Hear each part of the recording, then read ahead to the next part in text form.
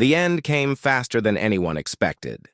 The Nexhari Empire reached the Altarian homeworld just as the Council was preparing their final desperate vote. Speaker Veltar watched from his command center as enemy ships filled the space around, his planet like a swarm of metal locusts.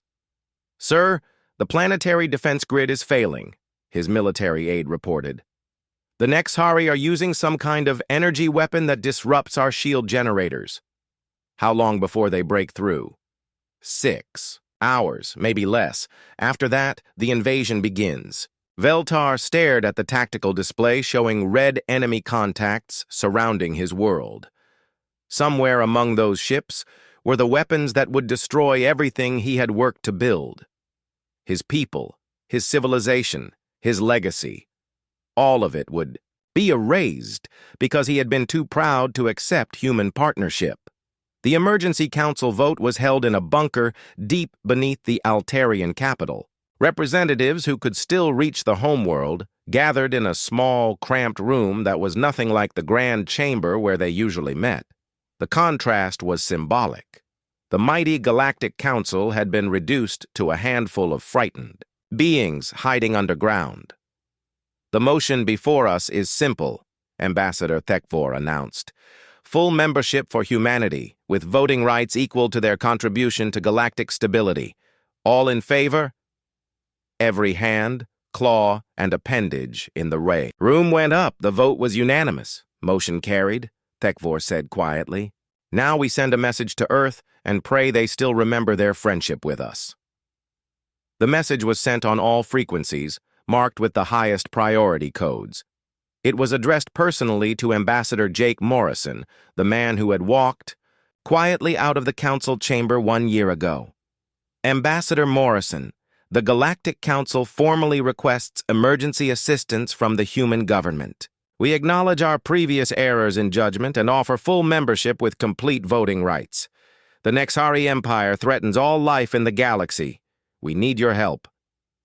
The response came 12 hours later, just as Nexhari troops were landing on the Altarian surface.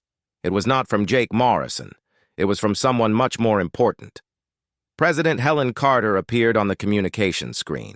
She was a woman in her 60s, with gray hair and tired eyes that had seen too much suffering. Behind her stood Admiral Kate Thompson and other senior military leaders. "Members of the Galactic Council," President Carter began, "we have received your request for assistance. Before we respond, there are some things that need to be said. 1 year ago, you told us that humanity was too dangerous for galactic civilization. You said we were too aggressive, too unpredictable, too violent, to be trusted with real responsibility. You were not entirely wrong." Carter paused, looking directly into the camera. "We are dangerous. When our friends are threatened, we respond with force that frightens more peaceful species. We are aggressive when defending those who cannot defend themselves. We are unpredictable because we refuse to abandon people just because it would be politically convenient. For 3 centuries, we served the galactic community despite being treated as junior partners. We built your space stations, fought your wars, cured your diseases, and protected your trade routes. We did this not because we had to, but because we believed in the dream of a united galaxy where all species could prosper together. You rejected that dream. You chose fear over trust, pride over partnership. The galaxy is now learning the price of that choice." The transmission showed images of Nexhari forces advancing across Altarian cities. Buildings burned, and civilians fled in terror. "However," Carter continued, "we have not forgotten our friends. Ambassador Thekvor, you spoke for humanity when others remained silent. Dr. Whelm, you shared your knowledge freely even when your own species was dying. There are individuals among you who showed us respect when your governments showed us only contempt. Therefore, we will act, but not as your servants, and not as your junior partners. We return as equals, or we do not return at all." The screen showed Admiral Thompson stepping forward. "All human military forces have been placed on high alert. Our fleets are moving toward NerveHFY-controlled territory. We will push them back beyond the galactic rim and ensure they never threaten civilized space again. But understand this clearly. We do this for the innocent beings who are suffering, not for the council that rejected us. When this war is over, there will be changes. Real changes. The first human ships arrived at Altaria 6 hours later. They came through jump points that the Council did not even know existed, appearing in perfect formation behind the NerveHFY fleet. The alien invaders suddenly found themselves trapped between planetary defenses and human battle groups. Commander Steve Walsh led the human assault from his flagship, the Retribution. It was one of the new ships built during humanity's isolation, larger and more powerful than anything the Council had ever seen. All ships. This is Walsh. NerveHFY forces have 30 seconds to withdraw from Altarian space. If they refuse, we will destroy them. The NerveHFY response was predictable. They had never retreated from any battle. Their culture did not permit surrender or negotiation. They turned their weapons on the human fleet and attacked. It was over in 20 minutes. Human weapons technology had advanced dramatically during their year of isolation. Their ships moved with perfect coordination, striking with precision that the NerveHFY could not match. The alien fleet that had terrorized the galaxy for months was reduced to debris floating in space. But the humans did not stop there. Admiral Thompson had promised to push the NerveHFY beyond the galactic rim, and she kept that promise. Human fleets appeared at every NerveHFY-controlled system, liberating worlds that had been written off as lost forever. The liberation of Procyon 4 showed the galaxy what human military doctrine had become. Instead of the defensive tactics they had used as council members, humans now fought with overwhelming force, designed to end conflicts quickly and decisively. Captain Lisa Carter, the same woman who had quietly packed her research and left the Proxima system, now commanded a liberation fleet. She watched through her viewport as NerveHFY slave ships exploded under human weapons fire. All civilian vessels, this is Captain Carter of the Human Liberation Fleet. You are free. Medical ships are standing by to provide assistance. Thousands of beings who had been enslaved by the NerveHFY were rescued from their ships. Among them were Xanthari civilians who had been captured when their homeworld fell. Dr. Nina Rodriguez was waiting for them with medical teams carrying the plague cure she had developed in isolation. "Welcome back to freedom," Rodriguez said to the rescued Xanthari. "We have medicine for your people. The plague that was killing your species can now be cured completely." The Xanthari survivors wept with joy. Dr. Whelm, who had somehow survived the plague through sheer determination, embraced Rodriguez with tears streaming down his scaled face. "You did not abandon us," he whispered. "Even when the council rejected you, you did not abandon us." "We could never abandon our friends," Rodriguez replied. "That is not who we are." The war against the NerveHFY lasted 3 months. When it ended, the alien empire had been completely destroyed. Their ships were gone, their worlds abandoned, their threat eliminated forever. The speed and efficiency of the human victory shocked even their allies. Jake Morrison returned to the council chambers. For the first time in over a year, the chamber had been rebuilt after the NerveHFY bombardment, but it was smaller now, more humble. The seats for human representatives were not placed in the observer section. They were at the center of the chamber, reflecting humanity's new status as the galaxy's primary military power. "The NerveHFY threat has been eliminated," Jake announced to the assembled representatives. "Our fleets will remain in the Outer Rim territories to ensure no similar threat emerges. However, the galaxy's security will no longer be humanity's sole responsibility. The Council voted to grant us full membership. We accept, but with conditions. Never again will any species be denied representation while being expected to provide service. Never again will democratic decisions be made by excluding those most affected by the consequences. We have learned that the galaxy is indeed a dangerous place. But the greatest danger is not external enemies or technological threats. The greatest danger is the pride that prevents civilized beings from working together as equals.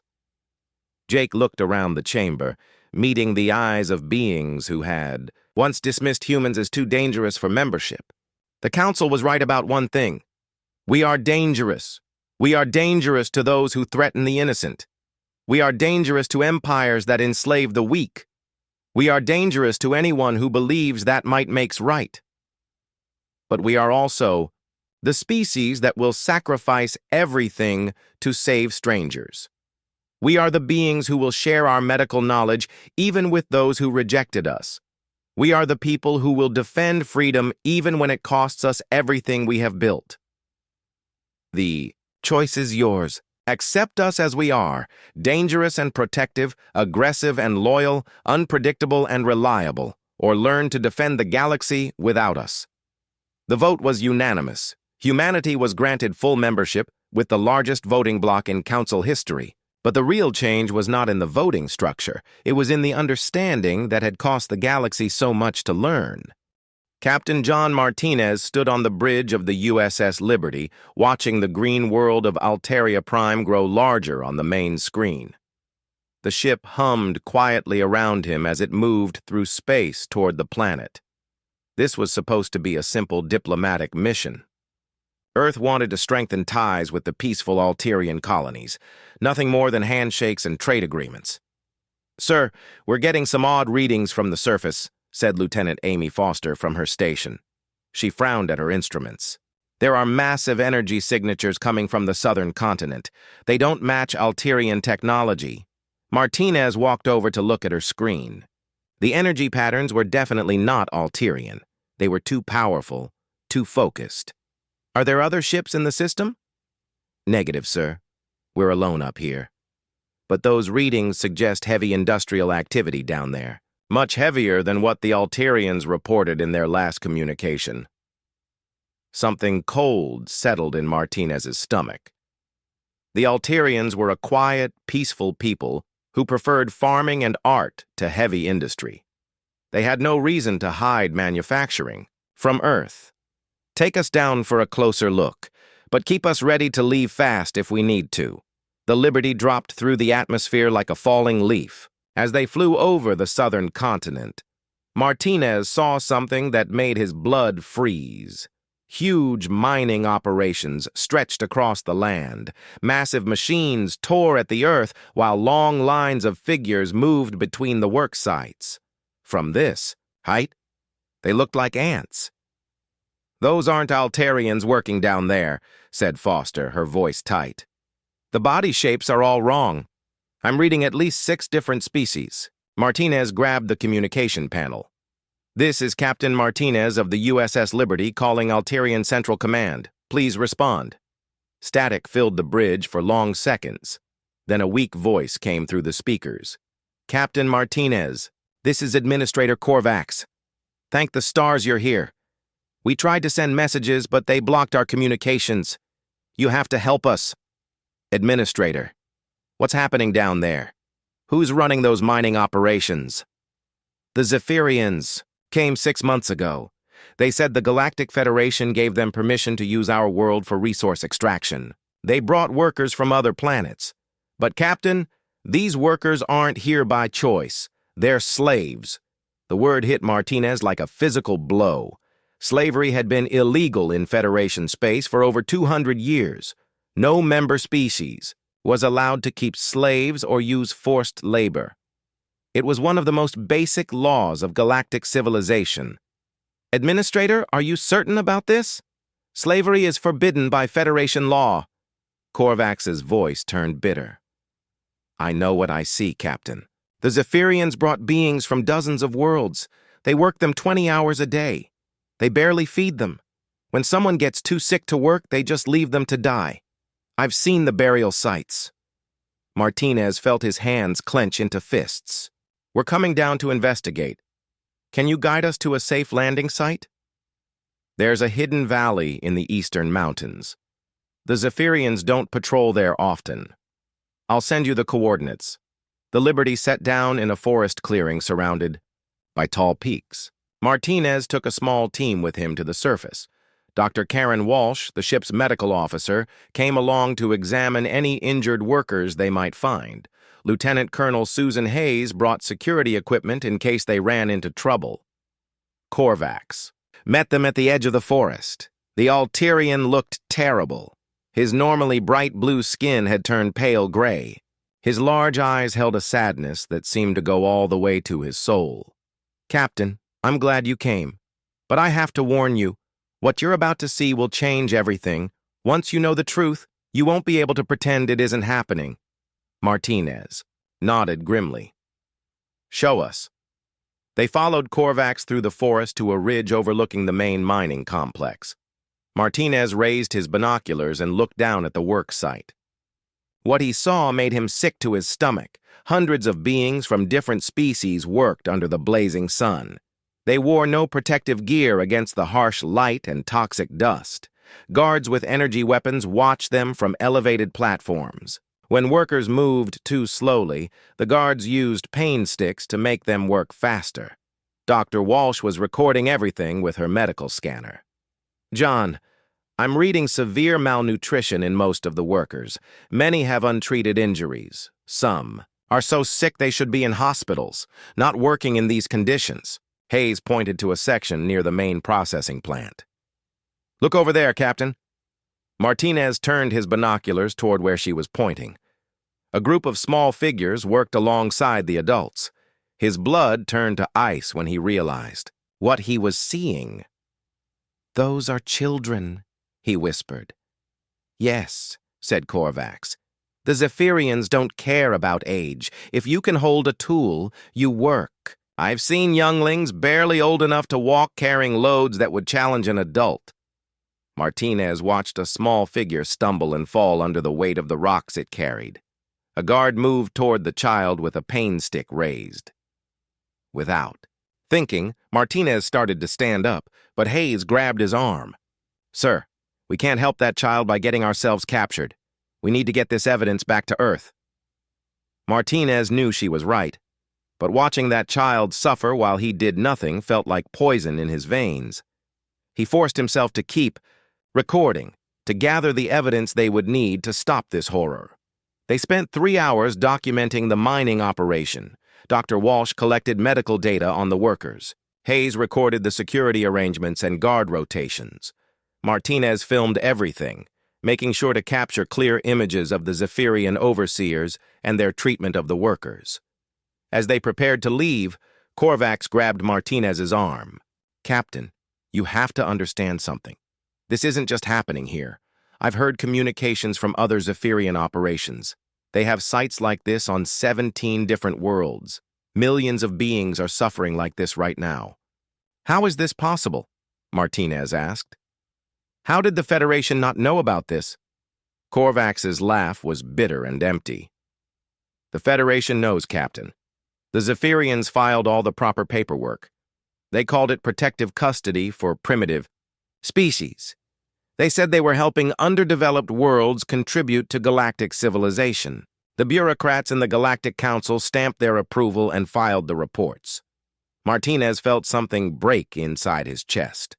The Federation, the organization that Earth had joined with such hope 73 years ago, was allowing slavery to happen under a different name. Back on the Liberty, Martinez sent an emergency message to Earth. He transmitted all the evidence they had gathered, along with his personal report on what they had witnessed. Then he sat in his quarters and tried to process what he had learned. The communication panel chimed. Admiral Lisa Thompson's face appeared on the screen. Her expression was grim. "John, I've reviewed your report. This is beyond anything we imagined. I'm sending you new orders. Document everything you can about Zephyrian operations in that sector, but be careful. If they realize Earth is investigating them, they might eliminate the evidence." "You mean eliminate the workers?" Martinez said quietly. Thompson nodded. "I'm taking this to the highest levels, John. This has to stop. But we need to do this right, or a lot of innocent people are going to die."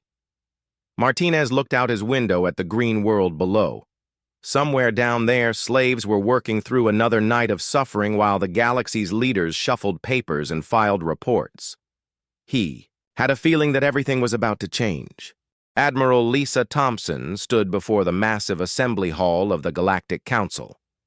Representatives from 300 species filled the floating seats that surrounded her. The evidence Martinez had gathered played on screens throughout the EE chamber. Images of enslaved workers, children carrying heavy loads, and mass burial sites filled the air. The reaction was exactly what Thompson had expected. Most of the representatives looked uncomfortable, but not surprised. A few seemed genuinely shocked, but the majority just looked bored, as if they were watching a weather report instead of documentation of massive human suffering. Council Speaker Vextal floated in the center of the chamber. His species, the hegemony, had dominated galactic politics for over 1,000 years. His multiple eyes focused on Thompson with what she recognized as barely concealed annoyance. "Admiral Thompson," Vextal said in his mechanical voice, "your species has brought serious accusations against a respected member of our Federation. However, we must consider that young species often misunderstand the complexities of galactic governance." Thompson felt her jaw tighten. "Speaker Vextal, with respect, there's nothing complex about slavery.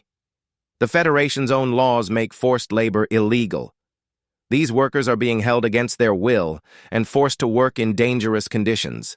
The Zephyrian Empire filed proper documentation for their protective custody programs," said Representative Kexnar from the Economic Committee.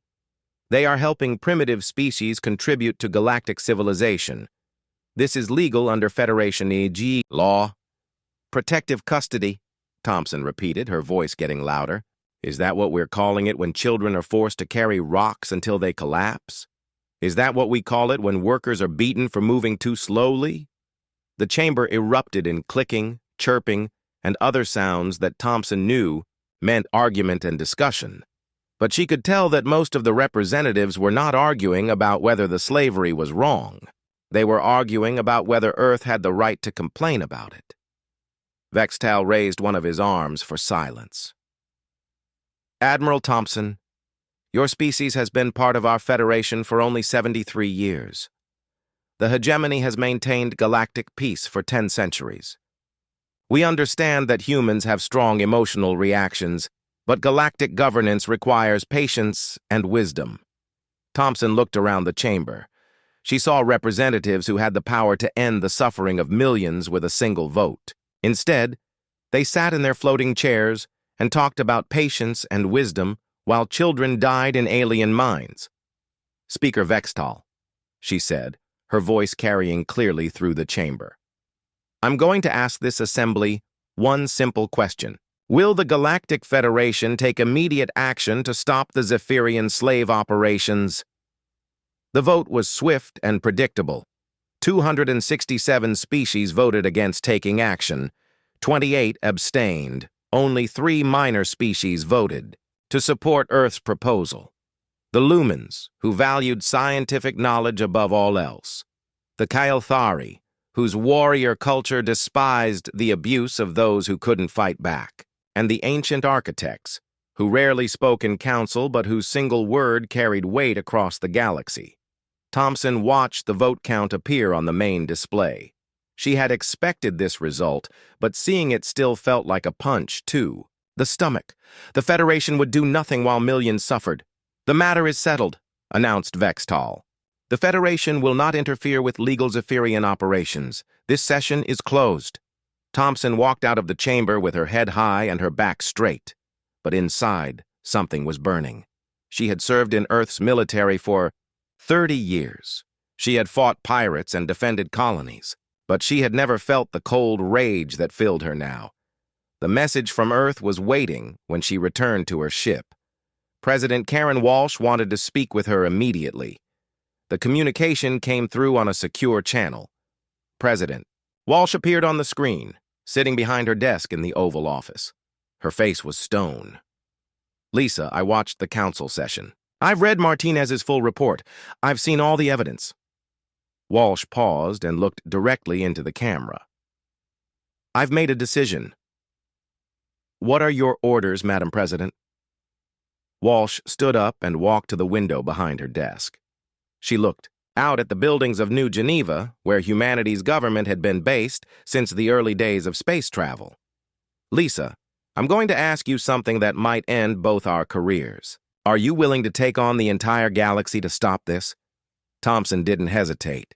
"Yes, Madam President, absolutely yes." Walsh turned back to face the camera. "Then go home and prepare for war. Because that's exactly what we're going to do." 3 days later, President Walsh stood before the United Earth Assembly. The chamber was packed with representatives from every nation on Earth. The mood was tense. Everyone knew something big was coming. "My fellow humans," Walsh began, her voice calm and clear. 3 weeks ago, Captain Martinez discovered evidence of massive slave operations being conducted by the Zephyrian Empire. These operations are taking place on 17 different worlds and involve millions of innocent beings. She paused as images from Martinez's investigation appeared on screens around the chamber. The representatives watched in horrified silence, as children stumbled under heavy loads and workers collapsed from exhaustion. "I brought this evidence to the Galactic Council. I asked them to take action to stop this suffering. They voted to do nothing. They classified the evidence and told us to mind our own business." Angry voices filled the chamber. Representatives stood up and shouted questions and demands for action. Walsh raised her hand for silence. "The Galactic Federation has chosen politics over justice. They have chosen bureaucracy over basic decency. They have failed in their most fundamental duty, to protect the innocent." Walsh walked to the center of the speaking platform, her voice carried to every corner of the chamber. "Therefore, I am announcing humanity's ultimatum to the Galactic Federation. They have 60 standard days to begin immediate action to free all enslaved beings in Zephyrian custody. If they do not act, humanity will act alone." The chamber exploded in noise. Some representatives cheered. Others demanded to know if Walsh was really talking about going to war with the entire galaxy. Walsh waited for quiet, then continued. "I know this decision carries enormous risks, but I also know that we cannot call ourselves civilized while we allow slavery to continue. We cannot claim to believe in freedom while we ignore the suffering of millions." Representative Chen from the Asian Federation stood up. "Madam President, the Zephyrian Empire controls 47 star systems. Their military is one of the largest in the galaxy. How can Earth possibly challenge them?" Walsh smiled, and for the first time in days, it was a real smile. "Representative Chen, for the past 30 years, humanity has been preparing for the possibility that we might need to stand alone. General Patricia Chen will brief you on our capabilities. But I will say this. We are not the same species that begged for admission to the Federation 73 years ago." The broadcast went out on all Federation channels. Every species in the galaxy heard Walsh's ultimatum. The reaction was swift and predictable. The Hegemony Council called it human arrogance. The Zephyrian Empire laughed openly and invited humanity to try their luck. Most Federation species simply ignored it, assuming it was another example of human emotional instability. But a few species took notice. Deep in their ancient archives, the architects pulled up files on human military development. The data was interesting, very interesting. Admiral Krexthor of the Zephyrian Empire was not laughing when he met with his war council. He had studied human military history. Humans were vicious fighters when they decided to fight, but they were also logical. They wouldn't start a war they couldn't win. "How many ships can Earth put into space?" he asked his intelligence chief. "Our estimates suggest no more than 200 vessels, Admiral. Their fleet is small and their technology is based on outdated Federation designs." Krexthor nodded. 200 ships against our 3,000. They must be bluffing. But prepare our forces anyway. If the humans want to commit suicide, we'll be happy to help them. On Earth, General Patricia Chen was having a very different conversation with her staff. Hidden shipyards throughout the Sol system were coming online, facilities that had been disguised as research stations and asteroid. Mining operations revealed their true purpose. "How many ships do we have ready for immediate deployment?" asked Admiral Thompson, who had returned from the Federation capital to help prepare for war. 450 combat vessels, replied Chen, with another 200 coming online in the next 30 days. Thompson raised an eyebrow. "The Federation thinks we have less than 200 ships total." "That's exactly what we wanted them to think," Chen said with a grim smile. "But Lisa, numbers aren't our real advantage." "Show her the new weapons tests, Colonel Hayes." Lieutenant Colonel Susan Hayes activated a holographic display. "Admiral, we've been developing weapon systems that most Federation species consider impossible. Quantum disruption torpedoes that phase through conventional shields. Gravity well. Generators that can trap entire fleets. AI targeting systems that learn and adapt in real time." Thompson watched the test footage in amazement. Human ships moving with impossible speed and agility. Weapons that made enemy vessels simply disappear. The countdown timer in the Zephyrian Command Center showed 0. Admiral Krexthor stood before the massive tactical display, watching as the deadline for humanity's ultimatum passed without any sign of human ships in Zephyrian space. "They were bluffing after all," said his second-in-command, General Vexkoth. "Humans are all emotion and no substance. They made their big speech and now they're hiding behind their little yellow star." Krexthor nodded, but something nagged at him. In his study of human military history, he had learned that humans rarely made threats they couldn't back up. They were dangerous when cornered, and they had just cornered themselves in front of the entire galaxy. "Admiral," called the sensor operator, "I'm getting some strange readings from the outer system. It might be nothing, but—" "What kind of readings?" "Gravity. Fluctuations. Very small ones. They could be natural phenomena or—" The lights went out. Emergency power kicked in a second later, bathing the command center in red light. Half the displays were dead. The other half showed error messages in languages that the translation systems couldn't understand. "What happened?" Krexthor roared. "Sir, all orbital defense platforms around Zephyr Prime have gone offline. Same with the platforms around Zephyr 2 and Zephyr 3. All of them simultaneously. Impossible. Those platforms are hardened against electromagnetic attacks. They have independent power systems." "Sir, they're not just offline. According to these readings, they're not there anymore." Krexthor stared at the display.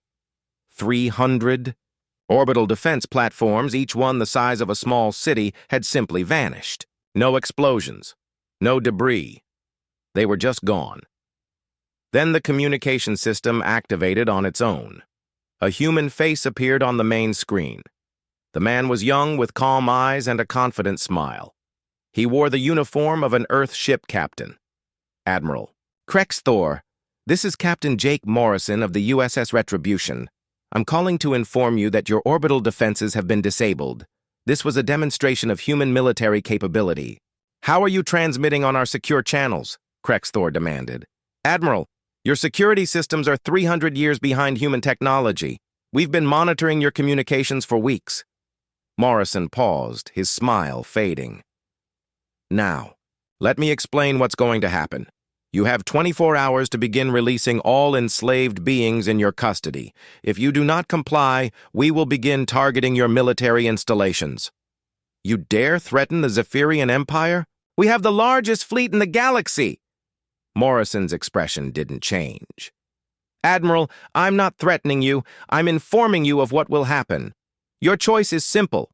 Release the slaves or watch your military die." The transmission ended. Krexthor stood in the red-lit command center, trying to process what had just happened. A single human ship had somehow penetrated the most heavily defended system in Zephyrian space. It had destroyed 300 defense platforms without being detected, and its captain was talking like he held all the cards in the game. "Admiral," said the communications officer, We're receiving similar messages from 6 other star systems. Human ships have disabled orbital defenses around 12 of our worlds. Krexthor felt something cold settle in his stomach. This wasn't possible. Humans had a small fleet and primitive technology. The entire Federation knew this, but the evidence was right in front of him. Sir, should we respond to their demands? Krexthor's training took over. He was a Zephyrian military officer. His species had built an empire by never backing down from a fight. No. Signal all fleet commanders. I want every ship we have assembled at Meridian's edge. We're going to crush these humans and show the galaxy what happens when someone challenges Zephyrian power. 24 hours later, the greatest military fleet in galactic history gathered at the edge of the Meridian system. 3,000 Zephyrian warships formed battle lines that stretched across space like a metal forest. Admiral Krexthor commanded. From his flagship, the massive dreadnought Conquest, Admiral, our scouts report a human fleet approaching from the galactic rim, reported his tactical officer. 200 ships moving in standard formation. Krexthor smiled for the first time since this crisis began. 200 ships against 3,000. This will be over quickly. The human fleet dropped out of faster-than-light travel at the edge of sensor range. Admiral Robert Blake commanded the human forces from his flagship, the USS Defiance. He stood on his bridge, looking at the tactical display that showed the massive Zephyrian formation. Admiral, they really brought everything they have, said his tactical officer, Commander Lisa Park. 3,000 ships. That's 15-to-1 odds. Blake nodded calmly. Commander, send a message to all ships. Begin combat protocols. Let's show them what humanity can do. The battle began with the Zephyrians firing the opening shots. Massive energy beams and missile swarms crossed space toward the human fleet. Blake watched the attacks approach and felt nothing but confidence. Activate defense systems, he ordered. What happened next shocked every military analyst watching the battle. The human ships moved like they were alive. They twisted and turned through space with impossible agility, dodging attacks that should have been unavoidable. Their movement patterns seemed random, but somehow they ended up exactly where they needed to be. How are they moving like that? Demanded Krexthor. No ship can accelerate that fast without crushing its crew. His tactical officer studied the readings. Sir, their ships seem to be predicting our targeting solutions. They're moving to avoid our shots before we fire them. Impossible. They can't read our minds. But that's exactly what the human ships seem to be doing. Their artificial intelligence systems analyzed Zephyrian tactics, learned their patterns, and predicted their next moves. To the Zephyrians, it looked like the humans could see the future. The human counterattack began with weapons that the galaxy had never seen before. Quantum disruption torpedoes phased through Zephyrian shields like they weren't there. The torpedoes didn't explode when they hit their targets. They simply made the targets stop existing. Gravity well generators created invisible traps in space. Zephyrian ships found themselves caught in artificial gravity fields that crushed their hulls like tin cans. Entire squadrons vanished into gravitational anomalies that appeared from nowhere. Admiral, we've lost 400 ships in the first 10 minutes, reported his tactical officer. Their weapons are going through our shields. Our defensive systems can't stop them. Krexthor watched his mighty fleet being torn apart by a force he didn't understand. Human ships darted between his formations like hunting sharks, striking and vanishing before his guns could target them. All ships, focus fire on their flagship, he ordered. Every Zephyrian weapon in range turned toward the USS Defiance. Enough firepower to destroy a small moon concentrated on Blake's ship. But when the energy beams reached their target, the Defiance simply wasn't there anymore. It had moved to a position 3 kilometers away in the space between one heartbeat and the next.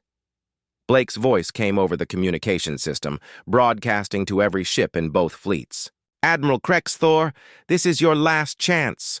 Order your forces to surrender, or we will destroy them all. Never, Krexthor snarled. Zephyrians do not surrender. Then you've chosen death, Blake said quietly. the human fleet split into perfect formation.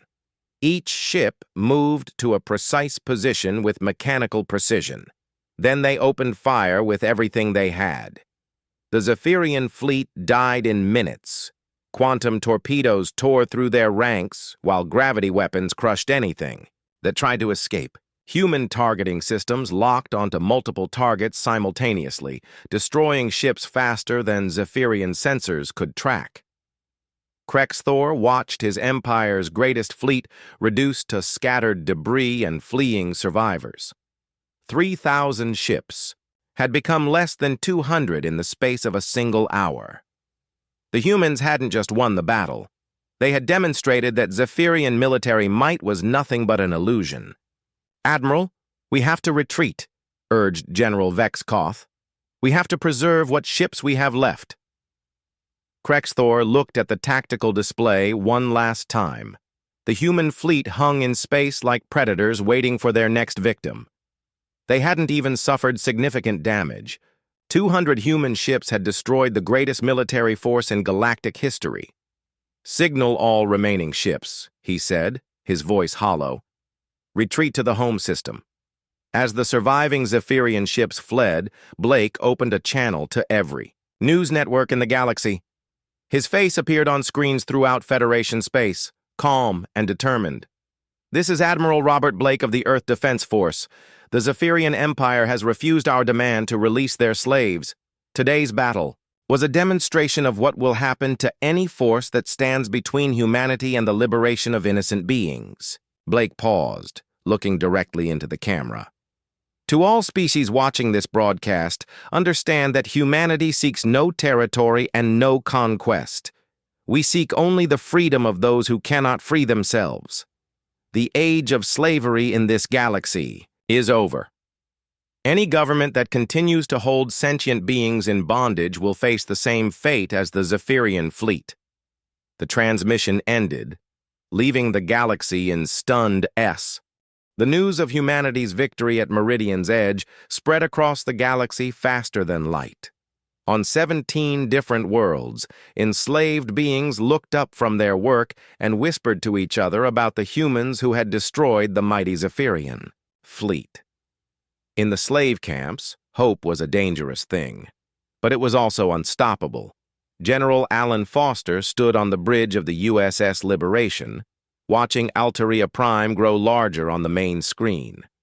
This was where Captain Martinez had first discovered the truth about Zephyrian slavery. Now Foster was leading the mission to free every slave on the planet. "General, we're receiving a transmission from the surface," reported his communications officer. "It's Administrator Korvax." Korvax's face appeared on the screen. The Altarian looked different than he had in Martinez's reports. His eyes held hope instead of despair. "General Foster, thank you for coming. The Zephyrian garrison has tripled since your Captain Martinez was here. They know you're coming and they're ready for a fight." "How many troops do they have on the surface?" Foster asked. "Nearly 10,000 soldiers, plus automated defense systems around all the work camps. But General, there's something else you need to know. The workers have been organizing. When you attack, they'll be ready to help." Foster nodded. Human intelligence teams had been in contact with resistance movements on all 17 worlds. Lieutenant Colonel Susan Hayes had spent months coordinating with local leaders, providing them with weapons and communication equipment. "Korvax, tell the resistance to wait for our signal. We'll hit the guard posts first, then move to secure the work camps. How many slaves are we talking about?" "Nearly 2 million beings, from 43 different species. General, some of them have been here for over 20 years. They've forgotten what freedom looks like." "Then it's time to remind them," Foster said grimly. The liberation of Alteria Prime began at dawn. Human ships appeared over the main work camps with no warning, but instead of massive bombardments, they used precision strikes that destroyed only military targets. Guard towers vanished in flashes of quantum energy. Weapon depots simply stopped existing. Automated defense systems shut down as human electronic warfare specialists took control of their programming. Foster led the ground assault himself. Human soldiers dropped from their ships wearing advanced combat armor that made them look like metal angels. They moved through the camps with surgical precision, taking out guards while carefully avoiding any action that might harm the workers. The slaves watched in amazement as their guards fell unconscious around them. The humans didn't kill unless they had no choice. They used stun weapons and sleep gas to disable enemy soldiers. When they found injured guards, human medics treated their wounds. Dr. Emma Phillips, the Liberation Fleet's chief medical officer, set up treatment centers as soon as the camps were secure. She had studied the medical files that Martinez had compiled, but seeing the reality was still heartbreaking. Malnutrition, untreated injuries, and diseases that should have been curable centuries ago. "Doctor, we need you in Section 7, called one of her assistants. "We found the children's area." Phillips ran to Section 7 and found something that broke her heart. Hundreds of young beings from dozens of species, all showing signs of severe abuse and neglect. Some were so young they should still have been with their families. Others had clearly been born in captivity and had never known anything but slavery. Small Alterian child, barely old enough to walk, looked up at Phillips with huge, frightened eyes. The child had never seen a human before, but something about Phillips's gentle manner made him reach out his tiny hand. "It's okay, little one," Phillips said softly, picking up the child. "You're free now. No one will ever hurt you again." Word of the liberation spread through the camps faster than the human soldiers could move. Slaves who had been broken by years of abuse suddenly stood up straight. They looked at each other and realized that the nightmare was ending. Korvax found Foster near the main processing plant. The Alterian administrator was crying, but they were tears of joy. "General, in all my years I never thought I would see this day. How can we ever thank humanity for what you've done?" Foster looked around at the freed slaves who were emerging from their barracks. Many were too weak to stand. Others just sat and stared, unable to believe that their suffering was over. "Korvax, we don't want thanks. We want to make sure this never happens again." The pattern repeated on world after world. Human liberation forces struck with overwhelming technological superiority, but used their power with careful restraint. They destroyed military targets while leaving civilian infrastructure intact. They captured enemy soldiers instead of killing them when possible, and they treated the freed slaves with a gentleness that amazed the galaxy. On the aquatic world of Scyphia, Admiral Lisa Thompson led the naval assault that freed 300,000 Meridian slaves who had been forced to harvest rare deep-sea minerals.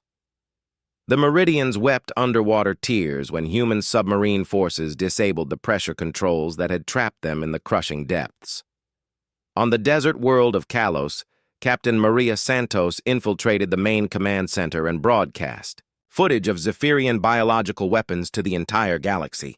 The images showed laboratories where they had been developing diseases designed to target specific species. The revelation turned even Zephyrian allies against them. But the most important battle wasn't happening in space or on planets. It was happening in the hearts and minds of billions of beings across the galaxy. For the first time in centuries, someone was standing up for the powerless. Someone was saying that freedom was more important than politics. The Galactic Council called an emergency session.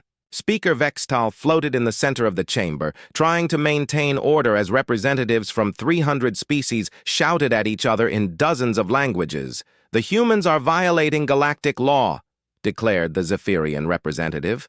"They're attacking a sovereign member state without authorization from this council." "The humans are doing what this council should have done months ago," shot back the Lumen representative. "They're stopping slavery." Ambassador Helen Cooper stood at the human podium, watching the chaos with calm eyes. When Vextal finally restored order, all eyes turned to her. "Ambassador Cooper, humanity's actions have destabilized the entire galactic order. What does Earth have to say for itself?" Cooper activated the holographic display behind her. Images appeared showing freed slaves reuniting with their families. children playing for the first time in their lives, workers standing upright instead of cowering in fear. Speaker Vextal, humanity has nothing to apologize for. We told this council exactly what we would do if you failed to act. You chose politics over justice. We chose justice over politics.